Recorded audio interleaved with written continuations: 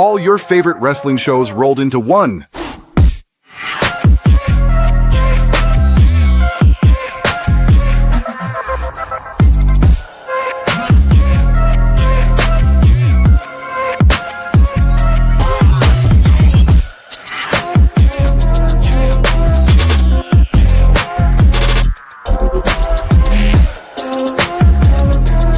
Welcome to the We Book It podcast. Let's start the show. After an explosive episode of Monday Night Raw, SmackDown looked to follow it up as the humongous build to probably the most anticipated War Games match in Survivor Series history is on its way. Let me tell y'all something. This SmackDown did not disappoint. It had some lows, but for the most part, they kept the energy up all night. And I'm talking about from jump. This episode started with the shits. SmackDown opened with Paul Heyman, Braun Breaker, Logan Paul, and Bronson Reed coming to the ring to hype their War Games team. The Usos interrupted them and exchanged some words with Heyman's team.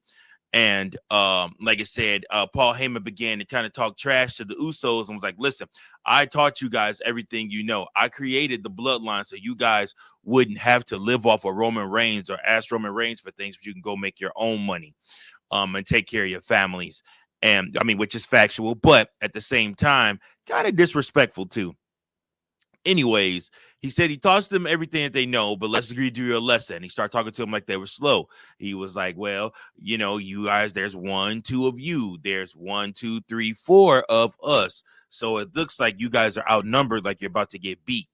And then from there, Jimmy says, OG, you did teach us everything that we know. And like I said, you actually think that we will come to SmackDown alone. And the crowd itself is chanting CM Punk, CM Punk, CM Punk. However, Cody Rhodes music hits. And, you know, kudos to them faking us all out in the back. But, you know, they do the pyro, everything like that. Like he's getting ready to run out there. And nope, no Cody Rhodes. Instead, you pan to the back. And in the back, you see Cody Rhodes' Wheatley Vodka tour bus.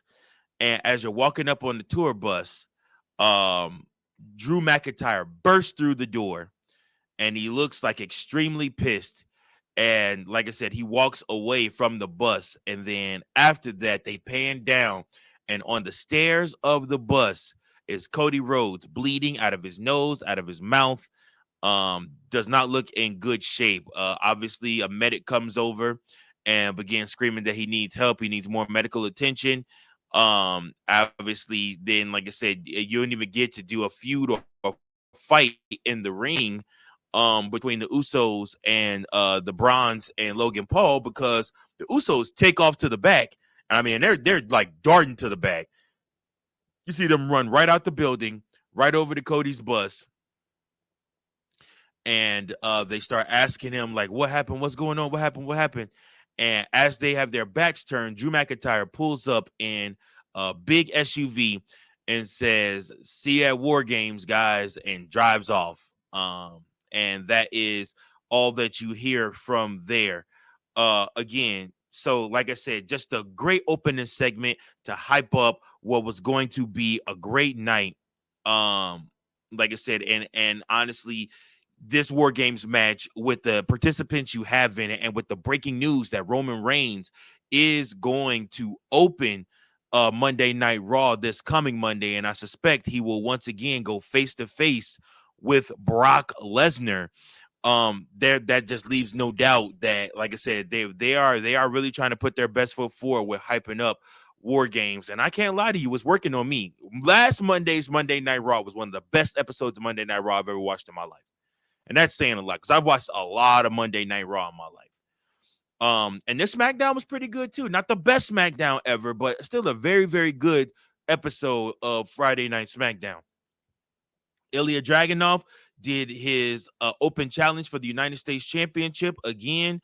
That's your first match of the night. And of course, JD McDonagh comes out and answers his challenge. So these two have fought so much on the indies and in WWE. So there is no love lost, but there's also great chemistry. And where there's no love lost, but great chemistry, that breeds a great opportunity for magic to happen in the ring.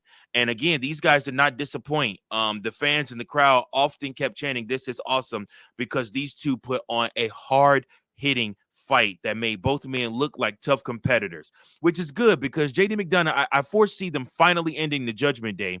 And with that happening, you're going to have to build JD McDonagh as a legit wrestler, as somebody that can contend potentially for the United States or the Intercontinental Championship.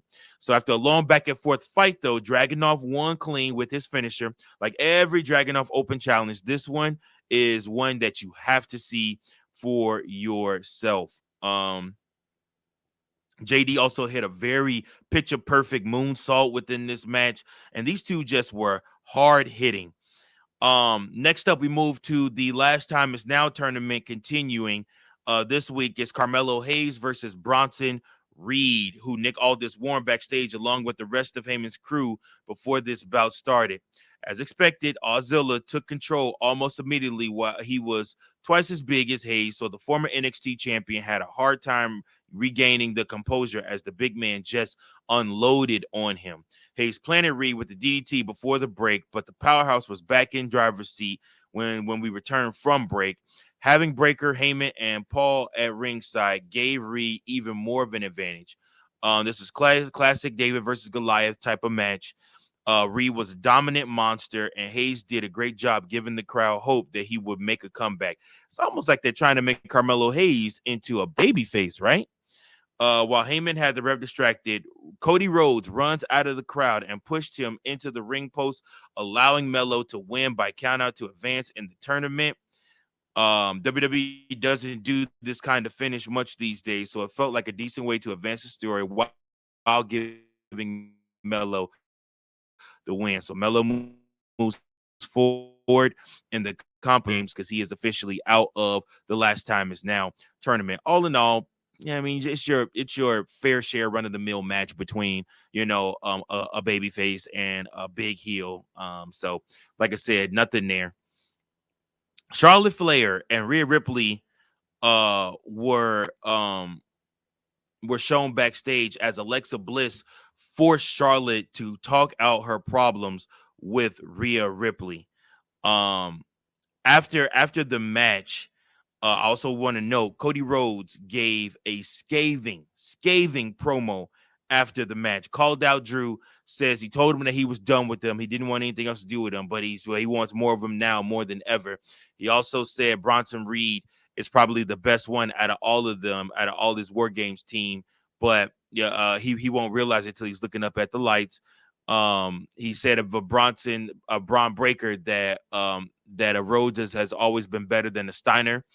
And he also said, like I said, that he also mentioned Logan Paul, and he mentioned his drone. He's like, get your drone. Nobody cares about that. Your drone and your flips. And then he also had the money line was when he mentioned Paul Heyman. He said the WrestleMania poster photo shoot reminded him of this, that all three of those men have worked with Paul Heyman, and Cody Rhodes has beaten all three of those men. He's like, so you bring them up and I will beat them, which was the money line in that, and is also the money line because it's factual. So really great moment right there. All right, so the next matchup saw Johnny Gargano and Tommaso Ciampa take on Axiom and Nathan Frazier in a tag team match. So Ciampa seemed a little distracted by his feud with Dragunov, but Fraxium was able to take control early and use some high-flying offense to take both opponents out at ringside. DIY was able to regroup and slow their opponents down as the match went to a break. When we returned to see Ciampa and Gargano almost get the win with the Shatter Machine, but DIY did end up getting a cheap win as Candice LeRae jumps into the ring and takes off Axiom's mask, and Gargano was able to pin him with a cover-up.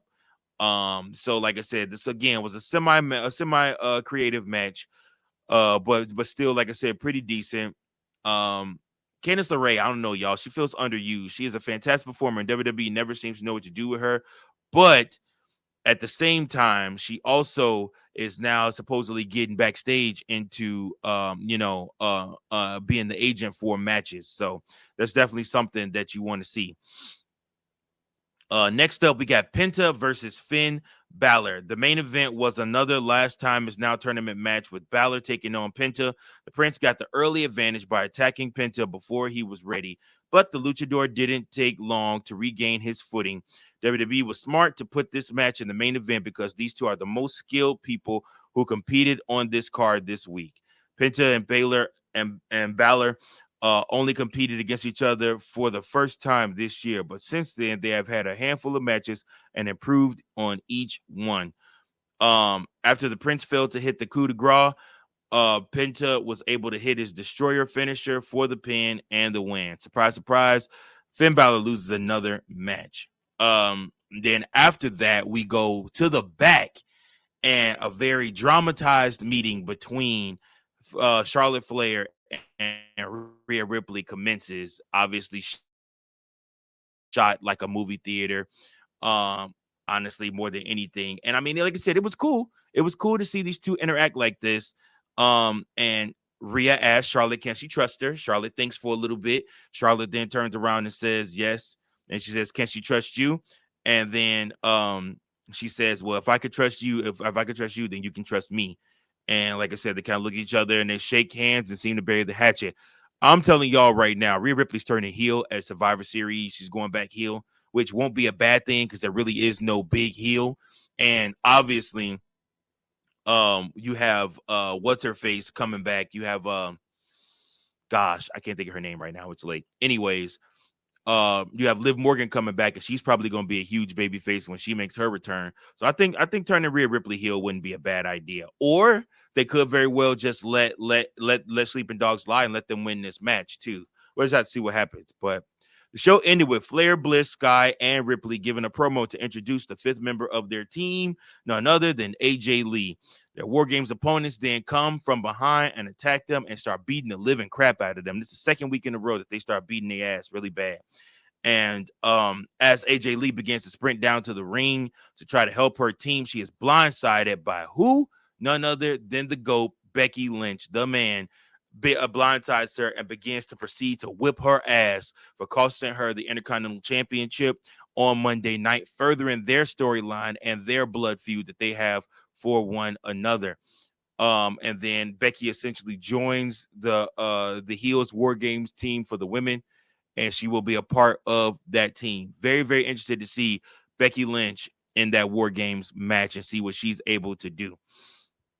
But yeah, man, that's the show for today. Listen, I appreciate you guys so much. Make sure that you guys like, share, and subscribe and leave your thoughts. Thanks so much. Until next time, keep those book and pencils sharp.